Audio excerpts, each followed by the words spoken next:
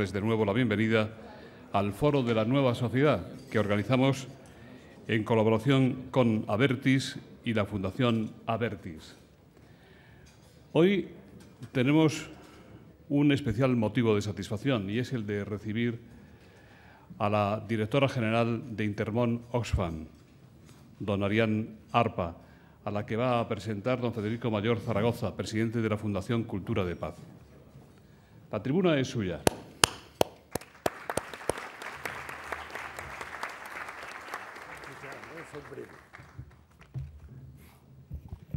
Buenos días. Ya pueden ustedes imaginarse que para mí es una enorme satisfacción presentar a una persona que representa una de las instituciones más relevantes de la sociedad civil a escala mundial, y es una mujer.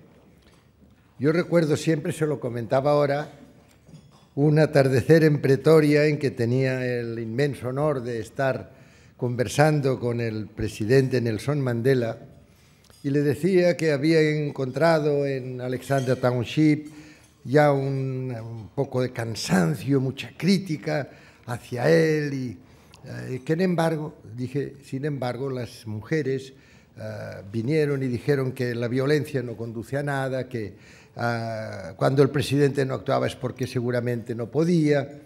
Y entonces me dijo, mire, la transición hacia una cultura de paz, hacia la convivencia pacífica, no se logrará hasta que no tengamos como mínimo un 20% de mujeres en la toma de decisiones. Bueno, pues ya van saliendo, ya vamos teniendo lo que hace unos años era una sociedad prácticamente de decisión masculina. En el año 96 hice un estudio desde la UNESCO. El 95% de las decisiones eran adoptadas por varones. Bueno, pues les digo, ya pueden ustedes imaginar, primero hablar de sociedad civil, porque es también algo que siempre hablamos, pero después siempre dejamos a un lado. La sociedad civil es la que en el pensamiento de Roosevelt se quería poner precisamente en el núcleo de la gobernanza a escala mundial. Y de esta manera, como ustedes saben, yo lo repito con frecuencia, la Carta de las Naciones Unidas empieza diciendo nosotros los pueblos, no dice nosotros gobiernos, no los estados, porque los estados y los gobiernos emanan del pueblo. Dice nosotros los pueblos hemos resuelto. Bueno, pues aquí tenemos hoy a una importante representante de la sociedad civil, una de las instituciones que se dedican a hacer posible esta gran transición desde la imposición, desde la violencia, desde la fuerza, desde a veces prácticas censurables en las transacciones mercantiles, los que procuran que haya esta palabra clave, que era también clave en los años, yo lo recuerdo, en los años 60, los años 70, la cooperación internacional, cooperare, trabajar juntos, tenemos que trabajar juntos, tenemos que procurar que el desarrollo en los años 60 tiene que ser un desarrollo que no solo sea económico, sino que también sea social, le llamábamos desarrollo integral. Y después desarrollo tiene que ser endógeno, es decir, tiene que no solo dar bienes materiales, sino que tiene que, sobre todo, formar para que ellos mismos sean capaces de liderar su desarrollo. Y en el año 74, aquella decisión de la Asamblea General, los países ricos darán a los países menos ricos o que necesiten ir ganando etapas en conocimiento, en tecnología. Se les dijo, les darán el 0,7% de su Producto Interior. Ya saben ustedes que todo esto no ha sido realidad, no ha habido cooperación internacional, ha habido mucha explotación, las ayudas se cambiaron por préstamos rápidamente, y este 0,7%, yo siempre digo que como catalán yo calculo rápidamente, si doy el 0,7 quiere decir que me quedo con el 99,3%, que no está nada mal. Bueno, pues no funcionó y se fue haciendo cada vez más patente que esta labor de cooperación internacional, de ayuda humanitaria, de ir poco a poco fraguando la justicia social, el comercio justo, etcétera, correspondería a las instituciones emanadas de la sociedad civil. Yo conocí a Ariane Arpa porque estaba en el consejo asesor de Intermón, cuando ya Intermón pasó ya a ser todavía más importante, se une a Oxfam. Intermón lleva muchos años intentando tener un lugar y siempre con una gran transparencia, hay que reconocérselo. Y entonces a Ignasi Carreras, que era muy difícil de superar, porque Ignasi Carreras ha sido, y a mi modo de ver sigue siendo, uno de los mejores especialistas a escala mundial. Tuve ocasión de verlo desde la UNESCO también, a escala mundial, en esta capacidad de ayudar realmente a la gente, no solo, como les digo, en acciones de socorro, sino en acciones de rehabilitación, en acciones de restablecimiento de condiciones normales, de democracia, de vida en común. Ignasi Carreras es muy difícil de sustituir. Y entonces, entre 900, fíjense ustedes, candidatos, seleccionaron a Ariane Arpa, hoy directora general de Intermón Oxfam. Nació en Valencia y se incorporó a Intermón Oxfam en enero del año 2003, estuvo durante un tiempo, había estado ya de voluntaria en la Cruz Roja durante varios años, tenía una gran formación, sobre todo en temas del Magreb y en todo lo que tiene que ver relacionado con los países árabes. Ella se licenció en Francia precisamente en Ciencias Políticas y en Filología Árabe, y, por tanto, era una persona que ya tenía experiencia porque durante 2 años estuvo en el Departamento de Cooperación Internacional de Intermón Oxfam. Entonces, fue cuando presentó su candidatura. En realidad, Ignasi Carreras no podía estar más de 8 años, que es el periodo normal en Intermón Oxfam para un director general. Y si estuvo 10 fue porque pensaron que en el momento de la integración en Oxfam, que es de una gran categoría a escala mundial, era mejor que se siguiera siendo el mismo director general, y por eso se le dieron 2 años más a Ignasi Carreras. Desde el año 2005 tenemos al frente de esta gran institución, Intermón Oxfam, Ariane Arpa.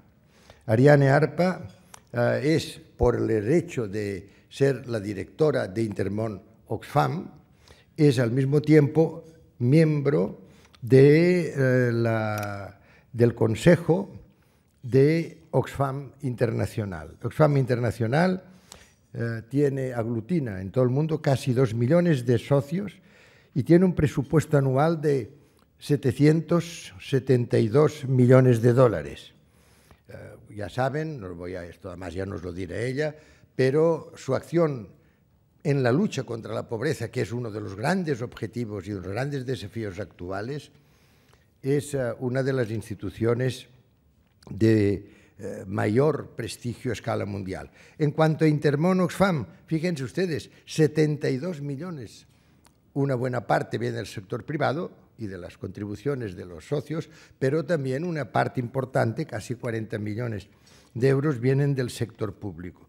Lo que es cierto, fíjense ustedes, administrar más de 490 proyectos en todo el mundo, con esta capacidad que tiene una persona que ha tenido primero la experiencia, también como voluntaria en la Cruz Roja, como les decía, y por un conocimiento directo, muy directo, sobre todo al principio de los países del Magreb, que después ha ampliado ya en los de todo el mundo. Yo quisiera destacar de ella 2 cosas, 2 palabras, exclusivamente: compromiso e implicación. Cuando leemos sus declaraciones, que son valientes, hace poco ha hecho unas declaraciones Ariane muy fuertes, tal como debe ser, por otra parte, y ella insistía en que es una labor, desde luego, de estas grandes instituciones de la sociedad civil, pero que todos nos tenemos que sentir implicados, que todos nos tenemos que dar cuenta de que esta es una labor de conjunto, es una labor que se necesitan muchas manos tendidas que hemos tenido durante bastante tiempo, manos alzadas y manos amenazadoras y manos armadas. Quiero terminar diciéndoles una cosa. El símbolo es IO, Intermón Oxfam. Y esto es el que utilizan en el Consejo Asesor siempre. Bueno, ¿y yo qué haría? Yo. O sea que nos pasan de Intermón Oxfam al yo, al cada uno de nosotros, en esta labor que a escala mundial representa la ayuda humanitaria, la ayuda también de socorro, pero sobre todo, como les decía, la planificación de un desarrollo armónico, de un sistema en el cual prevalezca la educación, prevalezcan los criterios democráticos y, por tanto, para mí hoy es una gran satisfacción presentar a una mujer. Ya nos acercamos, ya no hemos pasado del 5%, ya estamos en el 9,5%. Dentro de poco estamos en el 20% y verán cómo el mundo será mucho más gobernable. Ariane Arpa tiene la palabra.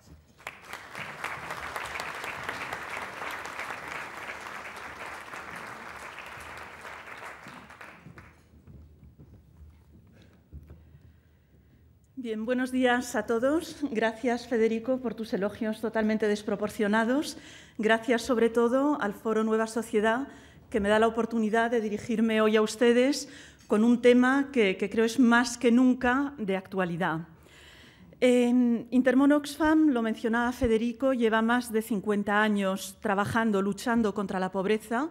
En 1956 establecimos nuestros primeros proyectos en Chad, en Bolivia. Lógicamente, desde entonces las cosas han cambiado muchísimo. Las teorías de desarrollo han ido evolucionando. Se ha demostrado cómo algunas maneras de trabajar no funcionaban, otras, en cambio, sí conseguían resultados. Intermón Oxfam, en consecuencia, también ha ido adaptando su manera de trabajar. Seguramente hay un abismo entre aquellos proyectos más caritativos, más asistencialistas de hace 50 años y nuestra labor de hoy, que complementa siempre la respuesta humanitaria, el proyecto de desarrollo, la presencia más a escala local, con una labor de sensibilización y, por qué no decirlo, de lobby político, no solo en España, sino también en todas aquellas instancias internacionales a las que tenemos acceso. Lo que seguramente no ha cambiado es el anclaje ético de nuestro trabajo. Si algo ha permanecido estable a lo largo de los años es la convicción moral de que un mundo más justo es necesario y de que no podemos continuar con una sociedad en la cual unos lo tienen todo o casi todo y otros no tienen nada. Y cuando digo nada es nada, no casi nada. Por esto pensamos que como Intermón Oxfam podemos aportar nuestra contribución a una sociedad civil organizada, comprometida, movilizada, desde la convicción instintiva, personal, pasional, pero también racional, de que esta es la manera de cambiar las cosas. Por esto también, y esto también lo mencionaba Federico, hace ya unos 15 años pasamos a formar parte de Oxfam Internacional. Oxfam Internacional es una confederación de 15 organizaciones con un presupuesto de 650 millones de dólares, miles de trabajadores en todo el mundo, 2 millones de socios que nos apoyan a nivel mundial. Y Oxfam Internacional para nosotros es sobre todo la expresión de una voluntad de influir en la cadena tan compleja de factores que llevan a la pobreza. Influir desde lo más local, o sea, estamos presentes con nuestros proyectos de desarrollo, con la pequeña cooperativa de mujeres artesanas en Mauritania o con la pequeña comunidad de cultivadores de maíz en el altiplano andino. Pero también estamos presentes con nuestras investigaciones, con la presencia de nuestras delegaciones, pues en las reuniones de la OMC o como estuvimos hace unos días en la Cumbre de Jefes de Estados de la Unión Europea en Bruselas. Queremos ser parte de estas fuerzas que cambian la sociedad para mejor. Queremos liderar esta lucha contra la pobreza Y estamos convencidos de que podemos hacerlo desde España, como ONG española, que España tiene mucho que decir en este campo, desde las grandes posibilidades que ofrece el ser una potencia media. Es evidente que España no es Estados Unidos, no tiene su poderío económico. Es evidente que España no tiene la tradición de influencia que pueda tener Francia o que pueda tener el Reino Unido, pero España, a lo largo de los años, ha ido ganándose un espacio en el mundo internacional que le permite ser escuchada. España tiene una influencia potencial y unas capacidades de acción que como sociedad española debemos saber aprovechar. Y esto es una realidad, no son buenos deseos. Entonces, hoy, por desarrollar un poco el esquema de lo que vamos a ver en este desayuno, me gustaría hablar en primer lugar, obviamente, de contexto político, o sea, cuál es el mundo en el que nos estamos viviendo. Veremos que es un mundo en transición, con nuevos retos a los que nos hemos de adaptar, y esto no siempre es fácil. Veremos un ejemplo muy concreto. Veremos cuál es la problemática del hambre hoy, entendida como un ejemplo muy ilustrativo de lo que son las grandes crisis en el mundo de la pobreza. Y por último veremos ya concretamente qué es lo que puede hacer España. No solo España entendida como su gobierno, España entendida como todos nosotros, sector empresarial, sociedad civil, nosotros ciudadanos, para aportar una contribución diferencial en la lucha contra la pobreza. Contexto, por lo tanto. Estamos en un mundo en transición, esto está claro, está cambiando todo, prácticamente todo a nuestro alrededor, lo hemos visto en estos últimos años. Por situar un poco la situación a nivel de lucha contra la pobreza. En principio, mejora, sí, es cierto. O sea, las estadísticas a nivel mundial muestran un retroceso global en las cifras de la pobreza, muestran avances considerables en algunos aspectos concretos, en temas, por ejemplo, como educación primaria, como mortalidad infantil, pero esta mejora no nos ha de ocultar un retroceso claro y grave de la pobreza en general en algunas zonas del mundo. Pensemos en África, por ejemplo. En más de 20 países africanos se vive hoy peor que hace 30 años, prácticamente en todos los indicadores. Estamos en un mundo con cada vez más desigualdades. Desigualdades, por supuesto, dentro de los países, pero desigualdades también entre regiones. Y ahí vemos que África es el continente que se está quedando atrás, pero no solo, también Asia Central, también Centroamérica, también bolsas de pobreza muy concretas, prácticamente en la totalidad de países en los que trabaja Intermon Oxfam. O sea, esto lo vemos en directo, el cómo personas viven cada vez peor y tienen cada vez menos posibilidades de ver mejorar sus vidas. Un excelente ejemplo de esta situación son los Objetivos de Desarrollo del Milenio. Han avanzado en algunos ámbitos, pero vemos cómo la permanencia de conflictos. Hoy en día hay 29 países en el mundo víctimas de conflictos armados. La recurrencia de catástrofes naturales, probablemente ligadas al cambio climático, pero una situación en la que las circunstancias cada vez hacen más difícil el avance y a menudo, al contrario, implican un retroceso en lo ya conseguido en los últimos años. Me gustaría aquí un poco por aterrizar las cifras. Al final las cifras, pues sí, son estadísticas, pero uno al leer los números no acaba de darse cuenta de lo que realmente esto supone. Y por eso me gustaría compartir con ustedes una experiencia de lo que he podido ver personalmente pues a lo largo de mis años de trabajo en Intermon Oxfam. Paraguay, comunidades indígenas en el Chaco paraguayo. Tuve la oportunidad de ir a visitar hace poco tiempo un proyecto de Intermon Oxfam en el cual dábamos apoyo de todo tipo a unas comunidades indígenas, apoyo a nivel de recursos materiales, apoyo también a nivel jurídico. ¿Por qué apoyo jurídico? ¿Por qué estas comunidades? Porque esta gente se encontraba, eran comunidades indígenas, gente con una tenencia comunitaria de la tierra, que había vivido tradicionalmente en una zona boscosa, obviamente sin título de propiedad, pero esa era su única manera de vivir. Siempre habían vivido allí, no sabían hacer nada más que vivir de la caza y de la recolección en ese territorio. ¿Qué pasó? Llegaron empresas de todo tipo, o sea, tampoco quiero acusar a ninguna, no es este el objetivo ahora, pero grandes empresas ganaderas y de agrobusiness que necesitaban esa tierra tan amplia y tan barata.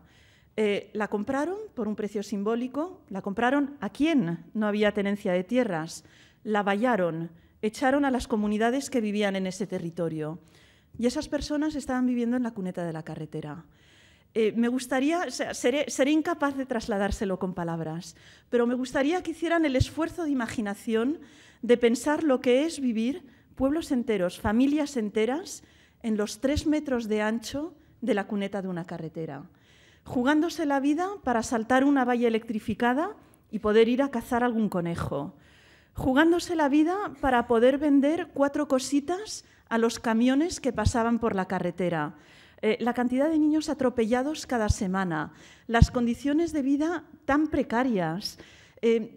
Bueno, los que me conocen dicen que soy una persona fría. Les aseguro que ese día era imposible permanecer indiferente. O sea, ese era un ejemplo de cómo no podemos consentir que una actividad que puede generar riqueza, que puede ser buena para todos, al final castigue y de esta manera a personas tan vulnerables. Por esto pensamos que en este mundo en el que estamos, en este mundo tan cambiante, hemos de ser capaces de recoger el desafío de ayudar a los más vulnerables para que este progreso que nos dicen las estadísticas no oculte la realidad de estas personas que viven en una cuneta. Lo triste, además, es que nada nos hace pensar que la situación vaya a mejorar en los próximos años. Al contrario, estamos un poco en un contexto de crisis sobre crisis. Y esto que se lo pregunten a un agricultor africano, que en los últimos años ha vivido la crisis de los alimentos, cómo aumentaba el precio de los alimentos y cómo muchas familias tenían que pasar de 2 comidas al día a una sola comida. Este agricultor que además ha visto cómo con el cambio climático pues ya no sabe cuándo plantar. O sea, esto es algo también muy impactante que nos dicen los pequeños campesinos con los que trabajamos. O sea, cuando les decimos, ¿pero qué estáis notando? O sea, ¿veis que cambia el clima? Y su respuesta es, no lo sé, pero lo que está claro es que ya no sé trabajar, ya no sé cuándo plantar, ya no sé cuándo cosechar, ya no sé qué plantar, porque se me rompen todos los esquemas. Crisis financiera, además. La crisis financiera también golpea, y cómo, a los países pobres.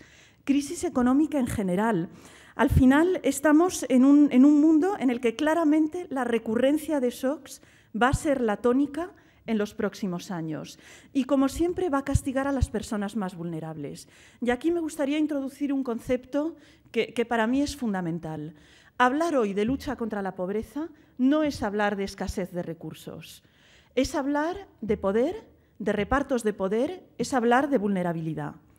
Creo que precisamente si algo nos ha enseñado la crisis económica es que cuando hay voluntad política y cuando se siente el tema como una prioridad que hay que solucionar ya, los recursos aparecen. Y es bueno que aparezcan, no critico esto, pero para mí sí es muy ilustrativo de cómo la excusa tradicional que los que luchamos contra la pobreza habíamos oído durante años, de que nos encantaría erradicar la pobreza, pero no podemos porque no hay dinero, en realidad no era así. Era no podemos porque no tenemos bastante voluntad política en este momento. Entonces, problema de repartos de poder, problema de vulnerabilidad. Pensemos en Haití. Haití es algo que tenemos en mente todos. Sin duda ha sido una de las mayores catástrofes humanitarias de la historia. Todos tenemos todavía en la retina las imágenes que hemos visto en televisión. Y en Haití lo que vemos es que la vulnerabilidad ante una catástrofe humanitaria, el sufrimiento de las víctimas, es una cuestión de pobreza, de vulnerabilidad, de partida, y no tanto de gravedad de una catástrofe. Estamos viendo pues, cómo en ausencia de programas de protección social, en ausencia de unas políticas bien definidas que prioricen el bienestar de los ciudadanos, pues una sociedad de partida pobre se encuentra absolutamente indefensa ante una catástrofe natural. Antes de seguir adelante, me gustaría insistir en un punto que para mí es fundamental y que creo que hoy, en la situación en que estamos en España, bueno, nunca podré insistir bastante en ello. Esta mañana vamos a hablar mucho de pobreza en los países del sur, vamos a hablar mucho de sufrimiento de las personas más pobres en los países del sur. En ningún momento esto y las estadísticas que pueda mencionar resta un ápice de importancia al problema de la pobreza aquí en España. O sea, es evidente que la crisis económica aquí en España también es un problema gravísimo. Es importante que nuestros millones de parados y los cientos de miles de familias que hoy en día no tienen ningún ingreso es un problema gravísimo que como sociedad hemos de priorizar y hemos de resolver. Pero por otra parte, mi argumento es que no es posible atender estas prioridades, no es posible aportar una solución válida a la pobreza aquí en España si no consideramos también lo que ocurre fuera de nuestras fronteras. Porque estamos en un mundo global, o sea, ya no podemos pensar en resolver un lado sin atender el otro. Mundo global, a ver, no me voy a extender, esto ya es una banalidad que conocemos todos, pero no perdamos de vista que, en definitiva, los riesgos, los problemas en otra parte del mundo, en los países más pobres, nos afectan de manera absolutamente directa. Por supuesto, el terrorismo, por supuesto, el crimen transnacional, la inestabilidad que generan los conflictos, los flujos migratorios que genera la pobreza. Todo esto son temas que viviremos aquí en carne propia si no somos capaces de considerar también en nuestras políticas y en nuestra visión del mundo no solo lo que ocurre de nuestras fronteras hacia adentro, sino lo que ocurre también hacia afuera. Y no solo desde un punto de vista negativo. Pensemos también en el aspecto positivo y en las oportunidades. Pensemos en la importancia que ha tenido América Latina, que han tenido pues Marruecos, otros muchísimos países en nuestra expansión económica en los años de bonanza. Pasear por cualquier capital de Sudamérica es ver una sucesión de logos de compañías españolas. Esto ha sido una palanca de crecimiento excelente para nosotros, ha sido sin duda una generación de riqueza también para estos países. Nos interesa el que estos países puedan desarrollarse y estén en la mejor situación posible, porque también va a ser bueno para nosotros, va a ser bueno para nuestras empresas, va a ser bueno para todos nosotros como sociedad.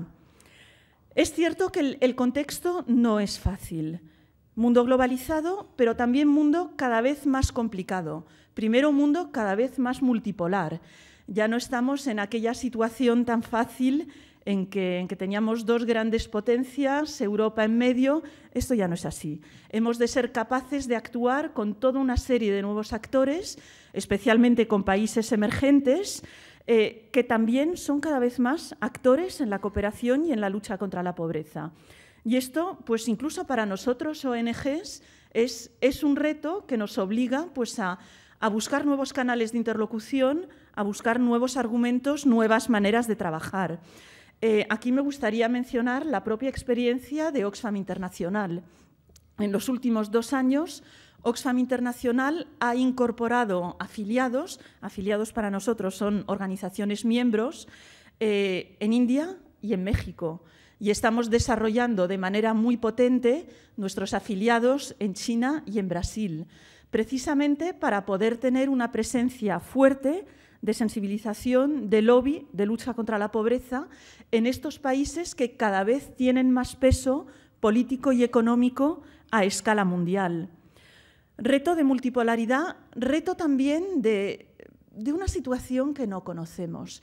Y esto es un hecho, creo que tampoco nos ha de asustar. O sea, en definitiva, el mundo ha avanzado siempre en base a la experimentación, en base a la investigación, a la creatividad, al buscar innovación, buscar nuevas soluciones, probarlas. Algunas han funcionado, otras no. Así ha avanzado la ciencia, así han avanzado todos los aspectos de nuestra sociedad. Y la cooperación no es una excepción en este sentido. O sea, la cooperación también está hecha de reflexión, de búsqueda de innovación, de experimentación de nuevas prácticas, que afortunadamente muchas han funcionado y otras han sido abandonadas a lo largo del tiempo. Y hoy estamos en esta situación. O sea, hoy estamos en una situación en la cual, más que nunca, hemos de ser capaces de innovar, hemos de ser capaces de investigar, de tener buenos análisis, de tener capacidad propositiva y de tener también coraje político, como sociedad en general. O sea, algunas de estas innovaciones, algunas de estas propuestas pueden no ser evidentes, pero la única manera de saber si funcionan y si pueden cambiar las cosas será precisamente probándolas, no siendo pusilánimes y, al contrario, manteniendo una visión de largo plazo. En este sentido, lo decía antes, el ejemplo del hambre es muy ilustrativo. En estos momentos, simplemente por dar una cifra, por primera vez en la historia, el número de personas que pasan hambre ha superado los 1.000 millones de personas. Buena parte de ellas son niñas y niños, con el consecuente obstáculo pues, para su desarrollo, para su crecimiento y para su futuro como personas y como ciudadanos de los países en los que residen. Hablar de crisis alimentaria, bueno, no voy a entrar ahora en un análisis del por qué y cómo se ha producido, es conocido por todos, nos llevaría toda la mañana. Sí recordar algunos aspectos. Claramente, crisis que es el resultado de la combinación de muchos factores. Algunos factores, en cierto modo, inmanejables, crecimiento demográfico, aumento de la demanda, malas cosechas también, pero resultado también de políticas cortas de miras, de políticas que posiblemente no calcularon todas las consecuencias, políticas pues, de desregulación de mercados, políticas sobre todo de biocombustibles, de potenciación del uso de biocombustibles por parte de Europa y de Estados Unidos. Entonces, todo esto nos lleva a una situación en la cual los pequeños campesinos, que también son consumidores netos de alimentos, no consiguen producir lo suficiente, no consiguen alimentarse correctamente y al final pues, millones de personas en los países pobres se encuentran pues, en esta situación de pasar de 2 comidas al día a 1 o incluso, como me contaba una vez una mujer en Mauritania, en un proyecto de Intermon Oxfam que visité, a tener que poner una olla de agua a hervir sin nada dentro, pero simplemente para que los niños vieran pues, que había algo en la cocina y que su madre estaba preparando algo para la cena, agua hirviendo. El problema, más allá de los factores, creo que sin duda fue la inadecuación de las respuestas. En vez de una respuesta coordinada a nivel mundial, nos encontramos con una estampida. Estampida por parte de los países productores, que no todos ellos eran países ricos, pero países productores que toman la decisión inacertada de cerrar sus fronteras y prohibir las exportaciones, con la consecuencia de una caída de precios y de mayores problemas para los pequeños productores y con la consecuencia de una menor disponibilidad a nivel internacional de producción de alimentos. Y estampida también porque los países ricos, los países donantes, empiezan a movilizarse prometiendo toda una serie de ayudas, pero ayudas que en definitiva nunca han sido tales. Han sido algo que nuestros gobiernos, desgraciadamente, a veces hacen muy bien, que es el reciclar recursos ya prometidos. Por dar una cifra, de los 22.000 millones de dólares comprometidos a nivel mundial, solamente una sexta parte son recursos adicionales. Las otras quintas, sextas partes son en realidad recursos reciclados que ya venían pues, de otras promesas de ayuda. Esto significa que estos recursos para ayudar a las víctimas de la crisis alimentaria o se gastarán para lo que estaban previstos originalmente o se gastarán en ayuda a las víctimas de la crisis alimentaria, pero entonces detrayéndolos de otros conceptos de lucha contra la pobreza. Y esto probablemente no sea más que el comienzo. Si hablamos de hambre y de producción de alimentos, pensemos que en los próximos años Según estimaciones de la FAO, en 2050 nos veremos obligados a producir alimentos para 9.000 millones de personas, una población muchísimo más amplia que hoy, con un área cultivable que sin duda se habrá reducido.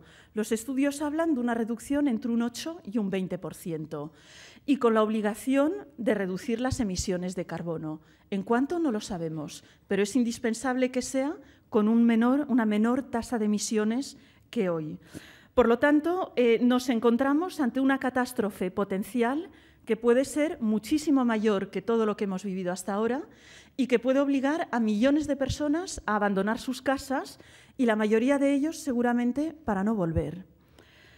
¿Cómo se soluciona esto? Pues como lo decía antes, con innovación, con creatividad, con búsqueda de soluciones valientes. Innovación tecnológica, por supuesto. Hemos de buscar semillas más adaptadas. Hemos de buscar nuevas maneras de cultivar que permitan aumentar la productividad. O sea, hemos de buscar una nueva revolución verde, sabiendo que los paradigmas han cambiado respecto a la primera revolución verde que se vivió en Asia. Pero hemos de buscar también una innovación institucional, o sea, mecanismos que a nivel internacional permitan regular los stocks de alimentos, reglas comerciales que impidan que organismos públicos o privados, da igual, cojan el control, tomen el control de recursos esenciales para el bienestar de las poblaciones más pobres. Entonces, al final, volvemos siempre a lo mismo. Si queremos progresar en la lucha contra la pobreza, estamos hablando de dos cosas: innovación y coraje político. Y esto es aplicable claramente al problema del hambre, es aplicable también a todas las otras crisis con las que nos vamos a enfrentar en el mundo del desarrollo. Salir de la crisis financiera, gestionar flujos migratorios, o sea, cualquier ejemplo se puede solucionar con la combinación de estos dos elementos, innovación y valentía. ¿Qué papel juega España en todo esto? Lo decía al principio, podría jugar bastante. Como potencia media, como país que se ha ido ganando un lugar en las esferas internacionales. Pero para jugar este papel de peso, ¿qué condiciones se tienen que dar? Pues haciendo un análisis muy primitivo de alumno de Ciencias Políticas, se tienen que dar tres cosas. La primera, contribuciones económicas. O sea, las contribuciones económicas no lo son todo, pero son en cierto modo el peaje de entrada para ganar una credibilidad en los foros internacionales. Y en esto hay que reconocer que España ha progresado mucho en los últimos años, se ha situado no solo en el club de los buenos donantes, sino además en el club de los donantes con un discurso coherente de priorización de la lucha contra la pobreza. Eso por lo menos hasta hace un mes. Entonces, en este sentido, creo que estamos bien posicionados. El segundo factor que tiene que darse, influencia. Influencia en instituciones globales y regionales.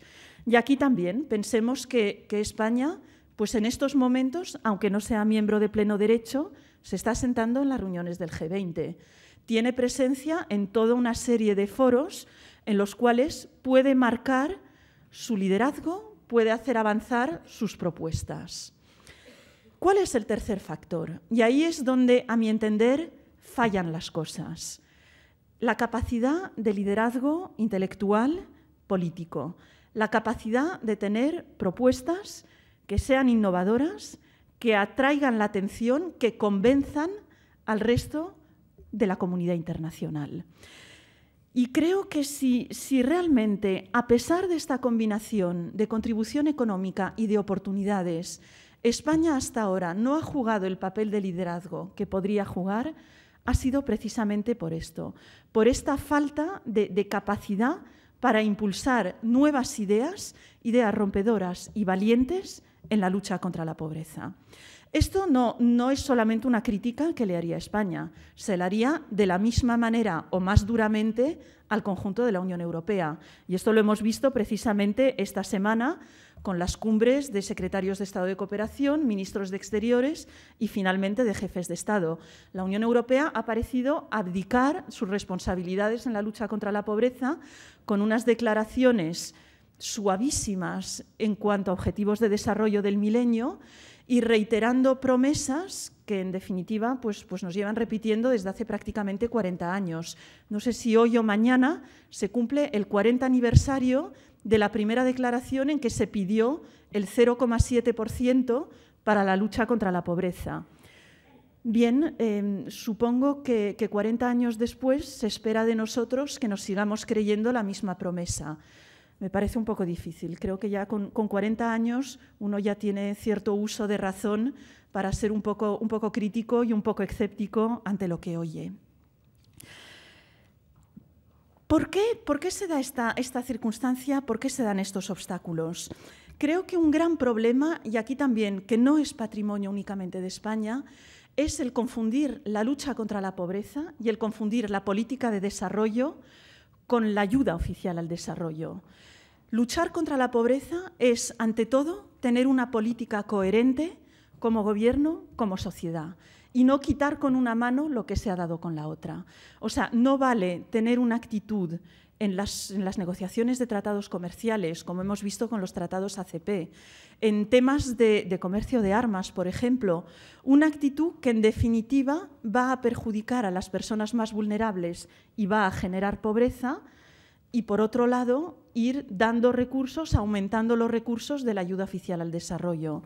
Esto no sirve, y esto creo que tampoco es lo que pide la sociedad y lo que piden los propios grupos parlamentarios, que votaron hace poco un pacto contra la pobreza. Y vemos con el ejemplo del Reino Unido cómo un gobierno comprometido, a pesar de un cambio de color político, puede seguir reiterando su compromiso con el desarrollo. No todo es el gobierno. En una sociedad, obviamente, hay otros actores. Y quiero mencionar brevemente los otros dos grandes actores que, a mi entender, han de contribuir y de manera muy potente en la lucha contra la pobreza. Uno es el sector privado. El sector privado es una tremenda fuente de riqueza para los países en desarrollo, pero también es una tremenda fuente de efectos negativos. Y aquí simplemente me gustaría recordar un axioma. No se debería hacer en otros países lo que en España es inaceptable y reconocido como inaceptable por todos y por los propios empresarios. Y afortunadamente esto está evolucionando y estamos viendo cómo en los últimos años cada vez más empresas españolas están pasando de esta actitud del todo vale a una actitud del, bueno, no todo es necesario. Podemos tener una manera más responsable de llevar a cabo nuestras actividades nucleares. Tercer actor, la sociedad civil. Tenemos una sociedad civil activa en España, pero una sociedad civil que seguramente tendría que ser capaz de innovar más. Y esto en Intermon Oxfam pues intentamos predicar con el ejemplo, invirtiendo muchos recursos y muchos esfuerzos en nuestras investigaciones, que pueden ser discutibles, pero no se les puede reprochar que sean falsas. Y siendo capaces también de colaborar cada vez más. Hemos de trabajar en alianza, hemos de ser capaces de unirnos como organizaciones de la sociedad civil si queremos conseguir resultados. Y ya para terminar, me gustaría volver a insistir en un punto importante. No estamos viviendo un dilema entre la pobreza en España y la pobreza en los países del sur. Al contrario, una de las consecuencias más trágicas de la crisis sería plantear la solución a la crisis como un conflicto entre la pobreza propia y la pobreza ajena. Al contrario, hemos de encontrar soluciones que prioricen aquí y allá a las personas más pobres. Y para Intermon Oxfam es una prioridad trasladar este mensaje a la sociedad española y fortalecer nuestros vínculos con las organizaciones que luchan contra la pobreza y contra la exclusión también dentro de España, empezando este año por la reivindicación de unos presupuestos generales que protejan a los más débiles. Me gustaría terminar con una frase de Martin Luther King: sobre montañas de blancas osamentas y desperdicios de múltiples civilizaciones se observan las terribles palabras: demasiado tarde. Estamos en un momento en que todavía estamos a tiempo de tomar decisiones valientes contra el cambio climático, contra la pobreza, pero hemos de tomarlas ya. Y estamos viendo con enorme preocupación el riesgo de que España retroceda en todo el camino andado en la lucha contra la pobreza. El corte de 800 millones de euros decidido por el Gobierno significa, simplemente por dar una cifra de comparación, con todo lo discutible que pueda ser, con 800 millones de euros se paga el sueldo de 400.000 matronas en África, cada una de las cuales atiende potencialmente a 200 mujeres al año. Son 80 millones de madres, a las cuales posiblemente no pasa nada, pero a las cuales posiblemente, por no ser correctamente atendidas en el parto, pues este recorte suponga la diferencia entre la vida y la muerte, para ellas y para sus hijos. Entonces, nuestra obligación, la obligación de la sociedad civil, es trasladar este mensaje a la opinión pública, exigir una respuesta justa a una crisis cuyos orígenes han sido injustos y no olvidar que luchar contra la pobreza es un imperativo moral, pero es también un imperativo práctico. Y esto es válido aquí en España y es válido fuera de España. Y, en definitiva, en nuestras manos está, con las decisiones que tomemos hoy, el situarnos en el lado correcto de la historia. Muchas gracias.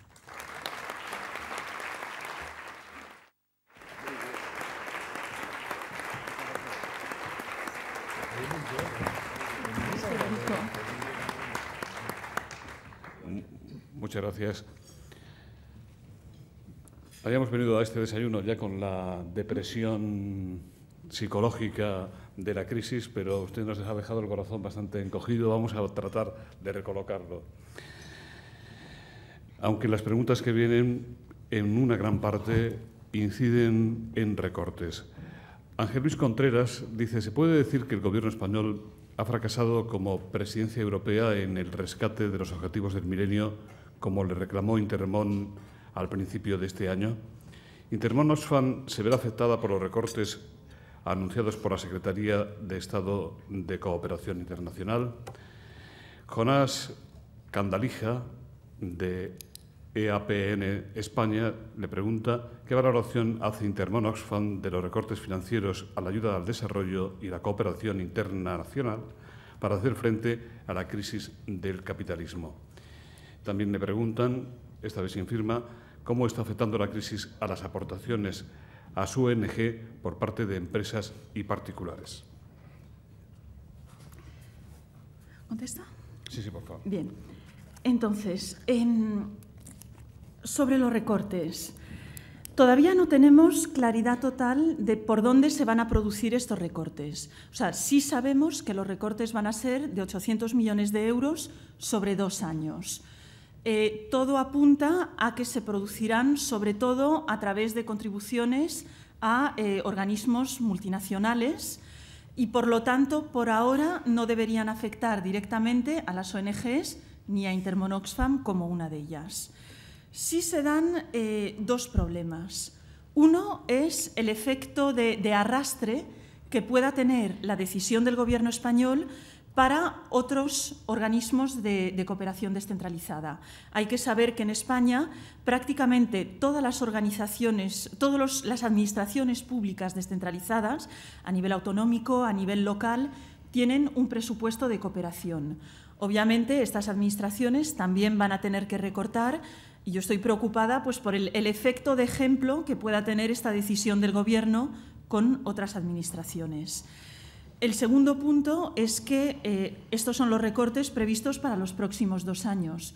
Me preocuparía muchísimo que el Gobierno decidiera seguir en esta tónica y hacer más recortes en periodos sucesivos. Entonces, en estos momentos, como decía, a Intermon Oxfam no nos está afectando de manera directa. Sí lo estamos siguiendo con muchísima preocupación por nuestro futuro y, sobre todo, lo estamos siguiendo con muchísima preocupación por el efecto que esto puede tener en las personas de los países más pobres, que, en definitiva, pues son las receptoras de esta ayuda. Las contribuciones de empresas, sí, también han caído. O sea, ahí sí que tengo que ser más contundente. Lo hemos notado en Intermon Oxfam y lo hemos notado desde hace ya un par de años, desde que empezó la crisis económica. Lo hemos notado además con toda la comprensión del mundo. O sea, tengo que reconocer que una empresa que viene a decirme que tiene que suprimir su contribución económica con nosotros porque está con un expediente de regulación de empleo, pues tiene toda mi simpatía y entiendo su decisión. Y máxime cuando la mayoría de las empresas que están colaborando con nosotros lo que nos dicen es: no te puedo dar dinero, pídeme cualquier otra cosa que no sea dinero. Entonces, por lo menos entre las empresas que colaboran con nosotros veo una excelente predisposición y también el estar pasándolo muy mal con los efectos de la crisis. Y esto lo entiendo. Para mí el reto está más en construir para el futuro y en pensar que, bueno, mantengamos el compromiso, porque esta crisis no será eterna y en cuanto las cosas empiecen a ir mejor, pues será importante recuperar en cierto modo el tiempo perdido y volver a reforzar colaboraciones. Sobre la valoración de la presidencia española y de las ODMs, para nosotros la presidencia española ha sido un poco una decepción. La verdad es que empezamos la presidencia española con una ilusión enorme, con un programa del Gobierno español muy atractivo que recogía toda una serie de prioridades muy ilusionantes en la lucha contra la pobreza y que al final pues vemos que no han avanzado como confiábamos que podrían avanzar. También es cierto que ha habido dificultades para la presidencia española. La implantación de las nuevas instituciones europeas, en cierto modo, ha llevado a la presidencia de turno a un segundo plano. La crisis económica también ha llevado al tema ODMs a un segundo plano, pero es una pena que haya sido así y no tenía por qué haber sido así. Lo mencionaba en la ponencia. El que al final acabemos esta semana con una cumbre de jefes de Estado que nos dicen que sí, que los ODMs son muy importantes y que se cumplirá el 0,7, pero sin objetivos y sin calendario, pues francamente me parece frustrante. José Emilio Sánchez, de la Asociación de Promotores de Cultura, le pregunta si cree usted que se justifica la reducción de ayuda del Ayuntamiento de Madrid y de la Comunidad de Madrid, pone entre paréntesis 40%. ¿Piensa que los ciudadanos no comprenden y justifican mantener esta ayuda? Bueno, la reducción del Ayuntamiento de Madrid es el perfecto ejemplo de lo que mencionaba hace un momento, y es cómo las decisiones del Gobierno pues tienen un efecto de ejemplo. O sea, en cierto modo podríamos decir que se ha abierto la veda para los recortes en la ayuda al desarrollo, y eso es lo tremendamente preocupante. Creo sinceramente que la ciudadanía, la opinión pública, apoyaría el mantener las cifras de cooperación. Creo que precisamente ahora más que nunca, y lo vemos con nuestros socios, lo vemos en los foros en los que hablamos, lo vemos con encuestas de opinión también, creo que más que nunca los ciudadanos que lo están pasando mal en España se sienten solidarios con los ciudadanos que lo están pasando mal en otros países. Y precisamente creo que ahora más que nunca, políticamente, decisiones que prioricen a los más pobres, estén donde estén, encontrarían un eco muy favorable en la ciudadanía. Manuel Villacelino, presidente de la Universidad de Nebrija, dice: ¿cuál es su visión de la contribución al desarrollo de las empresas locales que cumplen la normativa mercantil, tengan o no tengan incorporada la responsabilidad social corporativa en su conducta? Arturo Gonzalo, de Repsol, dice: entre los mecanismos innovadores para combatir la pobreza, ¿no cree que hay espacio para una mayor cooperación entre las empresas socialmente responsables y las ONG? Bien, sobre el rol de las empresas, esto también lo mencionaba, o sea, no me gustaría diabolizar a las empresas, al contrario. Las empresas son un factor fundamental de creación de riqueza y de desarrollo, aquí y en los países del sur. Independientemente de su tamaño, o sea, es evidente que no hay desarrollo sin actividad empresarial. Por eso es tan importante, precisamente, el que las empresas maximicen este potencial positivo y eviten los riesgos. Es cierto que demasiado a menudo se han dado deslocalizaciones pensando en que, bueno, lo que no podemos hacer en España, lo que no podemos contaminar en España, lo que no podemos hacer con nuestros trabajadores, sí lo podemos hacer en los países del sur. Y esto no es aceptable. O sea, los derechos humanos, los derechos sociales, los derechos económicos son los mismos aquí y en cualquier país del mundo. Es cierto que en los últimos años, lo decía, estamos viendo, también por la presión de los propios consumidores y del mercado, una actitud cada vez más consciente, más responsable por parte de nuestras empresas y de todas las empresas. O sea, esto creo que es una tónica bastante generalizada en los países occidentales, que están entendiendo además, y esto para mí es un punto importante, que ser socialmente responsable no es tener una fundación o dar dinero para proyectos, no es tener una memoria muy bonita en la que se explican las maravillas que se han hecho, sino sencillamente, dentro de la actividad nuclear de la empresa, e insisto mucho en esto, llevar a cabo una toma de decisiones que no solamente se rija por criterios de beneficio inmediato, sino que se rija también por criterios de impacto en un entorno social y ambiental. Nuestra labor desde Intermón Oxfam no es colaborar con empresas en un sentido de que no, obviamente hemos de mantener nuestra independencia y por eso nunca actuaríamos, pues, por ejemplo, como consultores. Pero nuestra labor sí es impulsar un comportamiento socialmente responsable por parte de las empresas, porque vemos demasiado los efectos de los comportamientos de las empresas en nuestro trabajo en proyectos. Y esta interacción con empresas pasa básicamente por dos cosas. Por exponer a la luz pública los efectos de la actividad empresarial en los países más pobres en los que estamos, efectos positivos y, desgraciadamente, a menudo efectos negativos. Exponerlos, denunciarlos, darlos a conocer, pero también con aquellas empresas que lo deseen, pues tener un diálogo, o sea, un diálogo en el cual cada uno dice lo que piensa, pero diálogo que al final pues permite construir, permite mejorar, permite a veces llegar a acuerdos sobre cómo trabajar de manera más beneficiosa para aquellas comunidades pobres que en cierto modo están dentro del entorno de las empresas. Y ya que la pregunta la hacía una persona de Repsol, pues me gustaría mencionar precisamente a Repsol como un ejemplo de este trabajo que hacemos en Intermón Oxfam. Denunciamos de manera muy contundente los efectos de la actividad de empresas extractivas en países del sur, empezando por la de Repsol, a quien hemos denunciado públicamente más de una vez, pero por otra parte nos hablamos y dialogamos con el Departamento de Responsabilidad Social de Repsol e incluso con su presidencia, pues buscando si de alguna manera se puede avanzar en este evitar los riesgos de la actividad empresarial para las personas más pobres. Yo voy a invitar ahora a que intervenga a la embajadora de Haití en España, doña Yoleth Azor.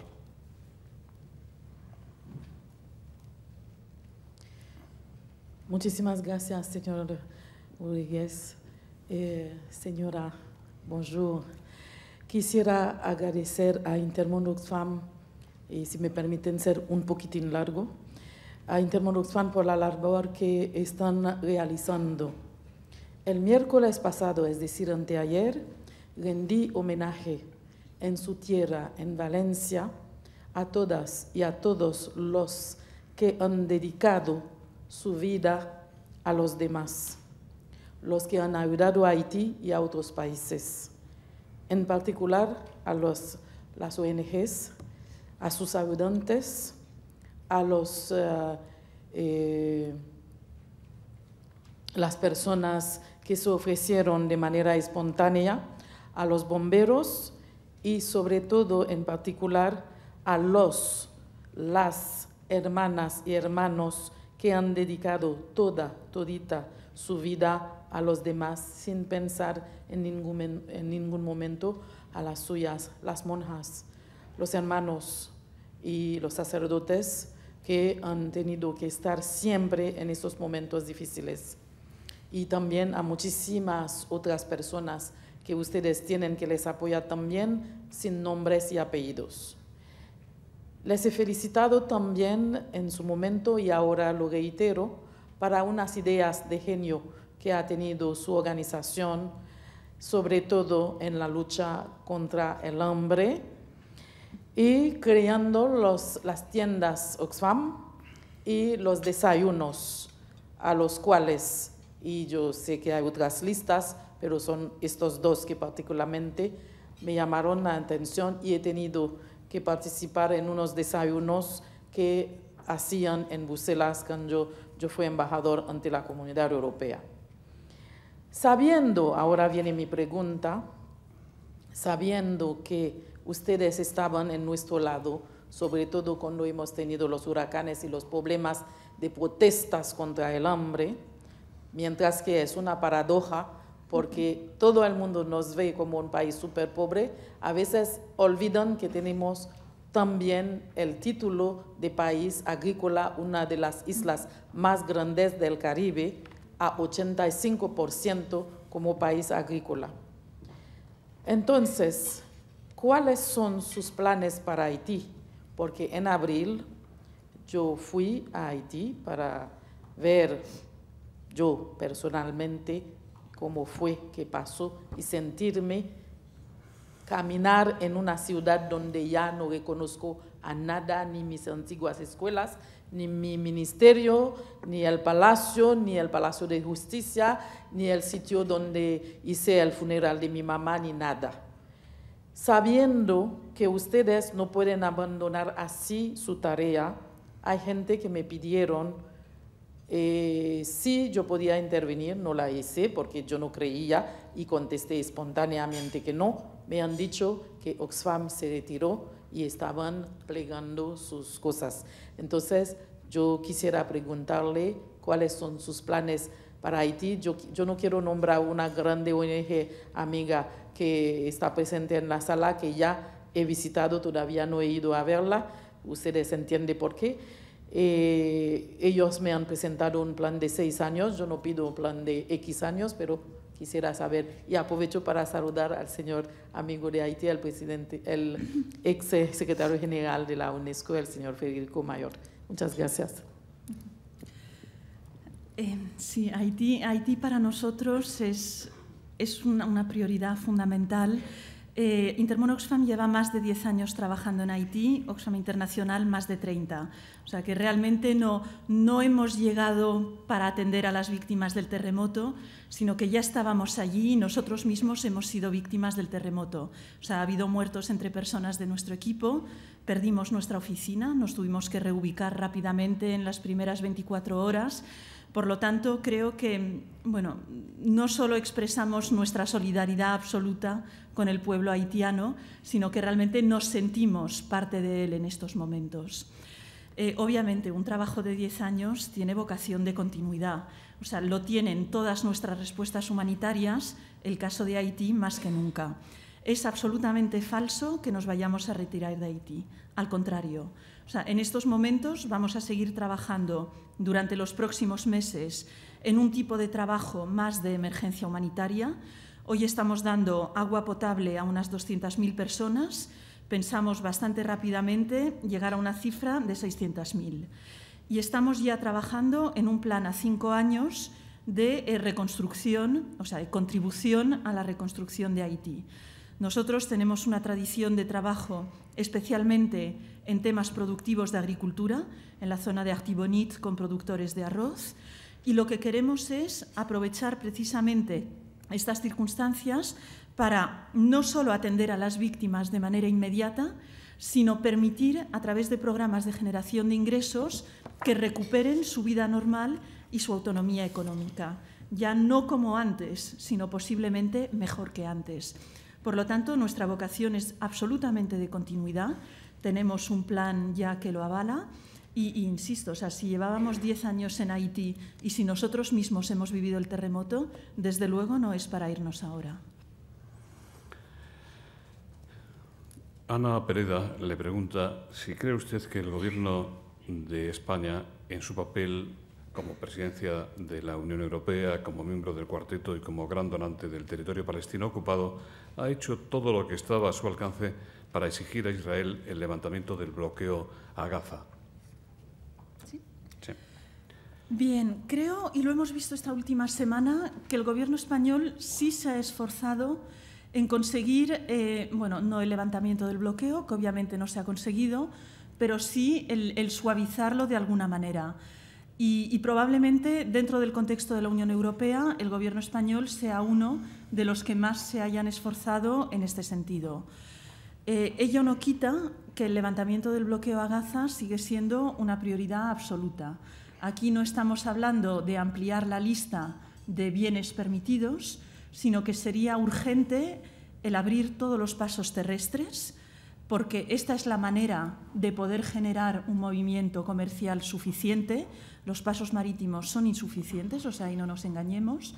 Es importante permitir absolutamente la circulación de todo tipo de bienes, de entrada y de salida a Gaza. Todo tipo de bienes, cuidado, obviamente con la salvedad de que desde Intermón Oxfam reconocemos el derecho de Israel a proteger su seguridad y obviamente no es posible el permitir la entrada de armas o de artefactos que puedan servir para acciones bélicas. Pero en este sentido, la tecnología ya está instalada en los pasos fronterizos y ya permite el llevar a cabo este control. Y el tercer punto importante es el permitir la circulación de personas, el que los niños puedan ir a estudiar, el que los campesinos puedan ir a cultivar sus tierras en la zona fronteriza, el que los pescadores puedan ir a pescar. O sea, no olvidemos que Gaza es un enclave marítimo.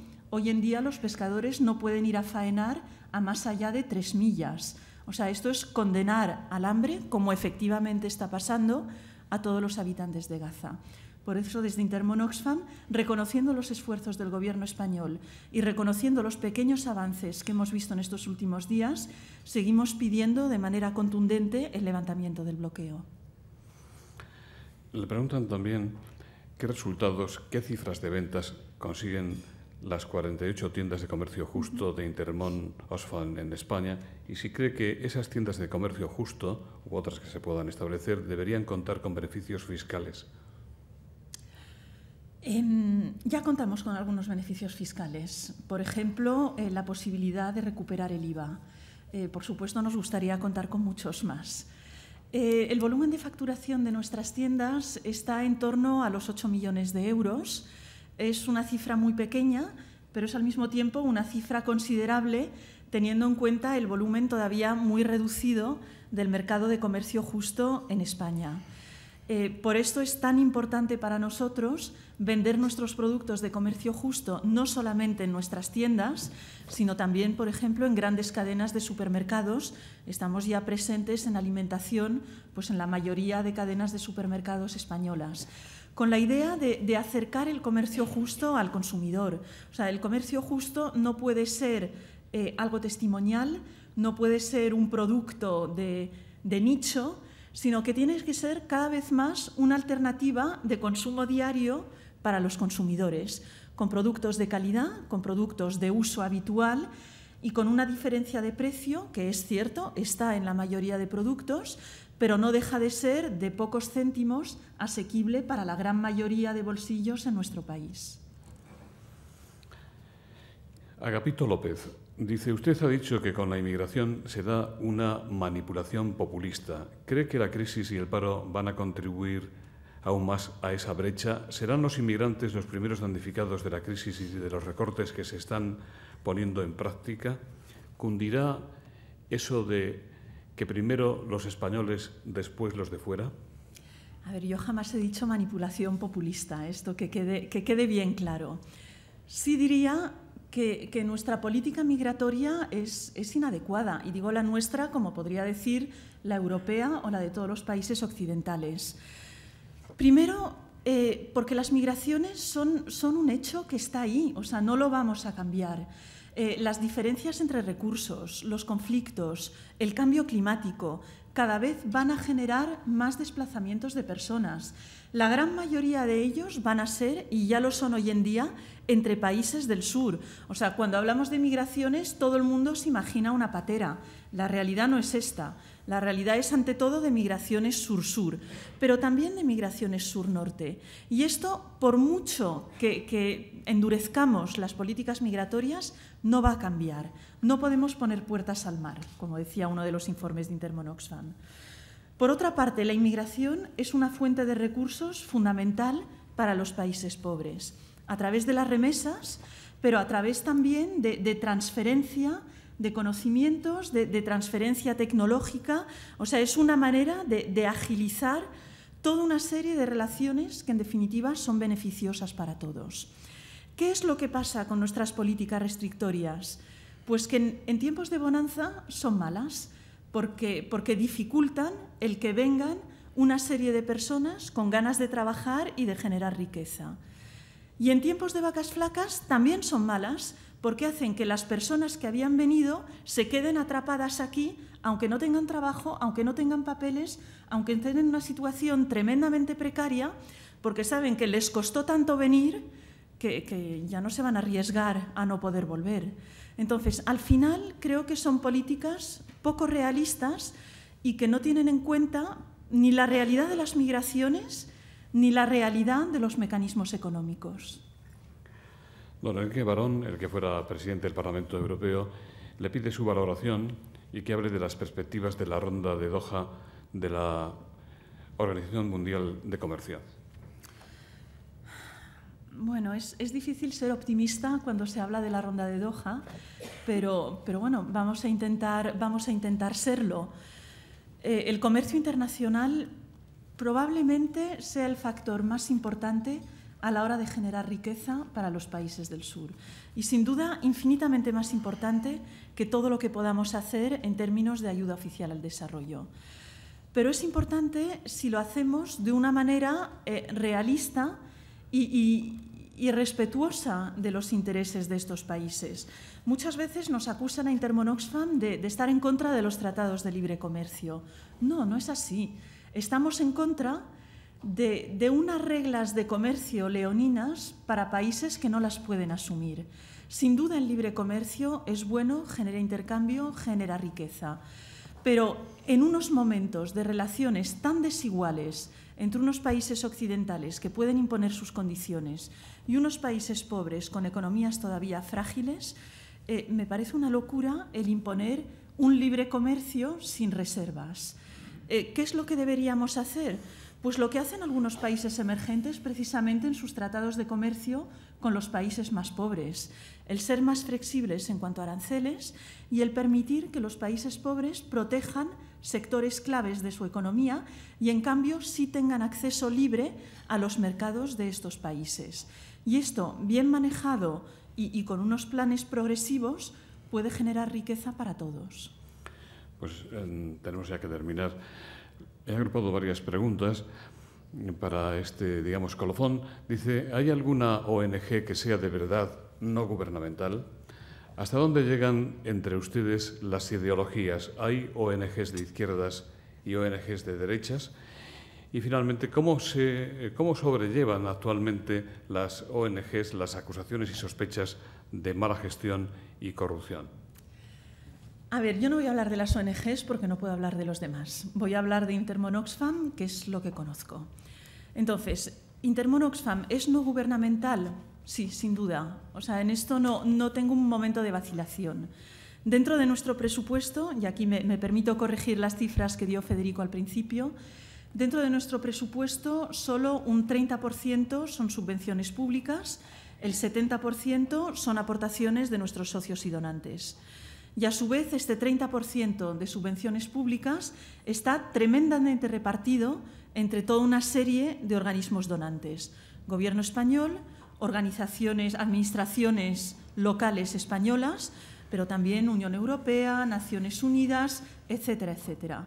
Con lo cual, para nosotros, las fuentes están tremendamente diversificadas.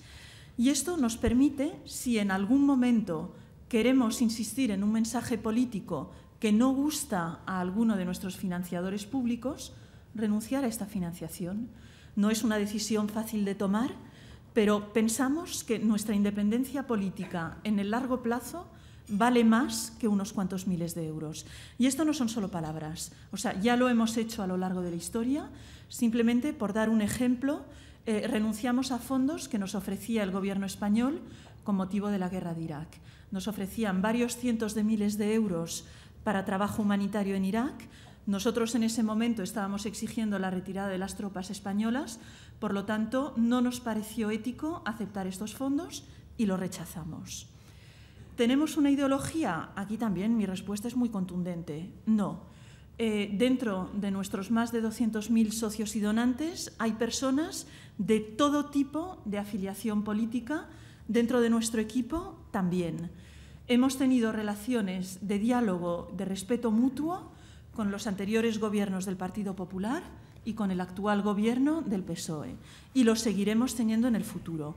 Hoy en día nos hablamos de manera habitual, frecuente y siempre respetuosa y cordial con representantes de todos los partidos políticos del arco parlamentario. Por lo tanto, diría, ideología, no. ¿Somos buenos gestores? Pues aquí también me atrevería a decir que sí.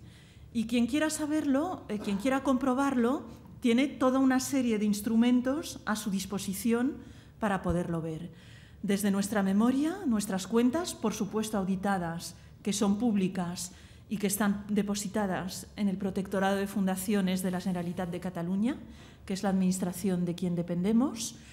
Lo puede ver también a través de valoraciones de organismos independientes como es la Fundación Lealtad. Lo podrá ver en breve a través de un instrumento de valoración que está potenciando la Coordinadora Española de ONGs de Desarrollo y en la realización del cual Intermón Oxfam se ha implicado muchísimo. Y lo podrá ver, por supuesto, preguntando lo que quiera directamente a mí, a nuestra dirección, y contestaremos de la manera la más transparente del mundo. Muchas gracias. En nombre de las entidades que hacen posible el Foro de la Nueva Sociedad, Abertis y su fundación, despide el acto el consejero don Ernesto Mata. Muchas gracias, José Luis. En nombre de la Fundación me gustaría dar las gracias a Guián por todo lo que nos ha contado, que nos ha francamente conmovido.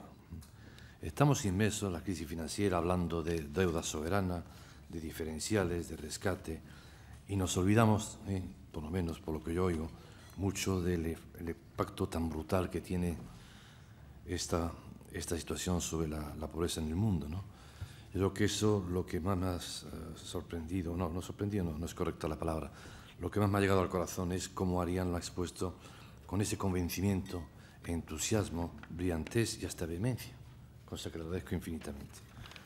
Decir que hay 30 países, no me acuerdo si eran 30 países hace 20 años, 70 países, bien peor que ahora, es francamente duro, después de la época de bonanza que hemos tenido, ¿no? Y decir también que, otra parte, que España puede jugar un papel siendo mediana potencia, lo que pueda ser, y que pueda tener cierto criterio y predicamento en el mundo referente a esto, pues también es consolador. Por último, esa conclusión de esperanza de que si tomamos decisiones valientes podemos todavía contribuir a rectificar el rumbo de lo que está aconteciendo, pues también es un mensaje que al final de su charla pues nos llena el corazón de cierto calor. También me gustaría dar las gracias en nombre de la Fundación Abertis a José Luis por prestarnos esta tribuna y también, como hago siempre, porque creo que es de justicia felicitarlo por que este foro sinceramente contribuya al enriquecimiento de la sociedad civil. Muchísimas gracias.